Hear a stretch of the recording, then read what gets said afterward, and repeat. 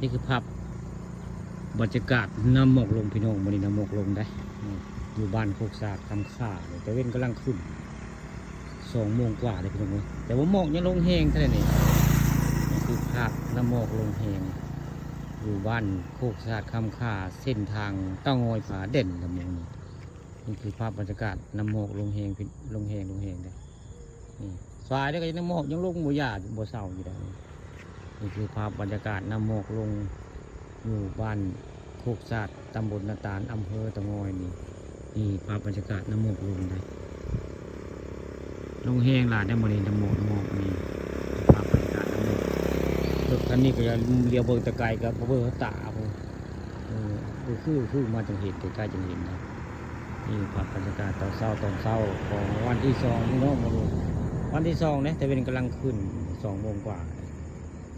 นี่คือภาพบรรยากาศน้ำหมอกลงแห้งละนี่คือภาพปานคำผสม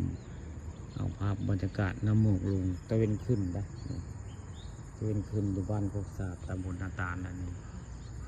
ภาพตะเวนนี่ก็ปานเดือนพี่น้องเรียบบนปานเดือนเราได้เพราะว่าเมฆอันหมอกมันลงแห้งหมอกลงแห้งได้เรียกภาพบรรยากาศที่บริเวณบ้านโคกสากตำบลนาตาลมาให้เบิ่งได้หมดเลยพันกุบพันกอบอยู่แจ้งมากันยังหมอกพันลงหมดเลยปรากฏการณ์เกิดปรากฏการณ์ได้หมดเลยแจ้งได้หมอกลงอยู่บริเวณเส้นทางเต้างอยผาเด่นภาพบรรยากาศตอนเช้าของวันที่2นะพี่น้อง